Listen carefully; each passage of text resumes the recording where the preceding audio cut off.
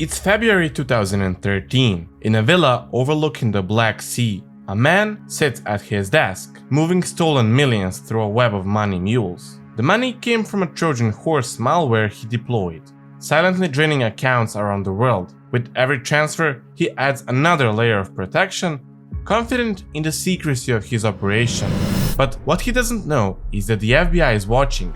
Thousands of miles away, agents are tracking the stolen funds, mapping the intricate network of transactions, and closing in on his digital empire. For them, this isn't just about recovering money, it's a race to stop one of the most dangerous hackers operating today. Who is this man, and how did he become one of the most wanted hackers in the world?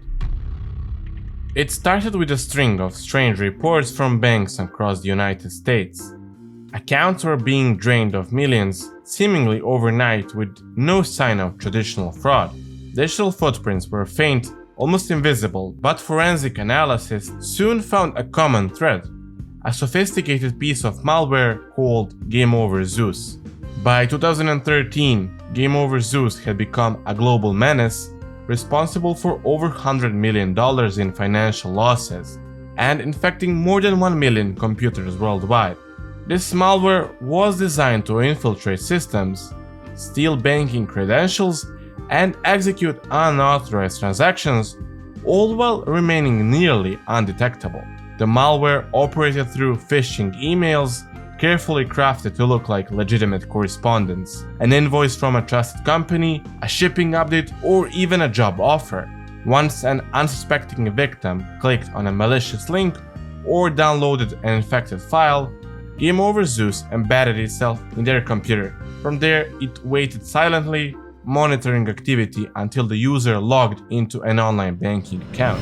That's when it struck, capturing login details and initiating unauthorized wire transfers to offshore accounts controlled by its operators. But what made Game Over Zeus truly terrifying was its resilience. Unlike traditional malware, which relied on centralized servers for command and control, Game Over Zeus used a peer-to-peer botnet.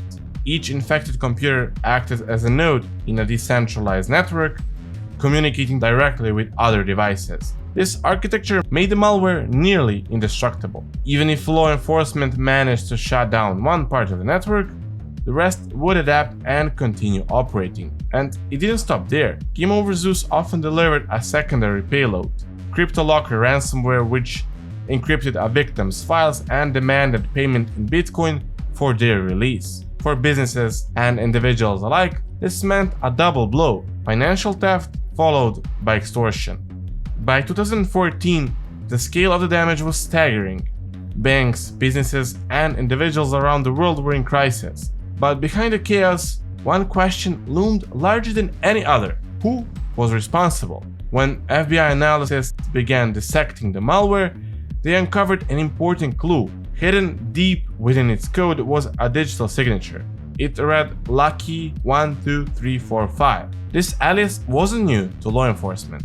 It had surfaced in earlier investigations linked to high-profile cybercrime operations. Further digging connected it to another name, Slavic. These handles weren't just pseudonyms, they were the fingerprints of someone brilliant, careful, and dangerous. For the FBI, this was the first real lead, and so the hunt began. Also being hunted tonight is a man considered dangerous for what he does on the computer. Security researchers estimate that between 500,000 and 1 million computers worldwide are infected with Game Over Zeus.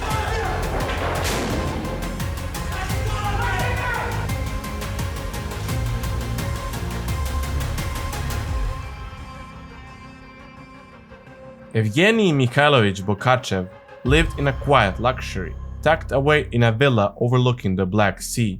His neighbors saw a man of means, enjoying expensive cars, lavish goods, and a serene coastal lifestyle. But what they didn't see was the intricate web of crime he orchestrated from behind the walls of his home.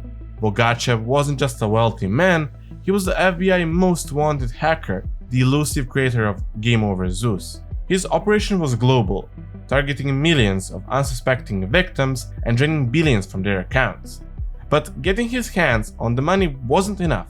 To protect himself and fund his luxurious lifestyle, Bogachev relied on international network of money mules to move and obscure the stolen funds. Money mules were essential to his operation. Recruited through fake job postings, online scams, or even unknowingly through phishing schemes, these individuals helped him launder vast amounts of stolen money. Mules would receive deposits into their accounts and then follow instructions to withdraw the funds, often in small amounts to avoid detection. They would then transfer the money to other accounts or even deliver it in cash to another mule in a different country. Each mule added a layer of distance between the stolen funds and Bogachev himself. The system operated like a relay race, with money traveling through multiple accounts, countries, and currencies before finally reaching its destination: offshore accounts or cryptocurrency wallets under his control. This elaborate network allowed him to spend his ill-gotten gains with minimal risk of being traced. Bogachev's laundering system spanned continents, with mules operating in North America, Europe, and Asia. Some were fully aware of their role in the criminal enterprise, while others believed they were working legitimate jobs as payment processors or financial agents. The scale and efficiency of the operation made it nearly impossible to follow the money back to its source. One of the first major breakthroughs came when investigators identified a command and control server for Game Over Zeus in Germany. This server was central to managing communications within Bogachev's botnet. Believing they had found a critical piece of his infrastructure, German authorities, with FBI support, launched a raid. Inside the facility, they found servers loaded with encrypted files and logs showing botnet activity. While the data provided important insights into the botnet's reach and operations, it lacked one crucial element: Bogachev himself. Investigators quickly realized he had anticipated a move.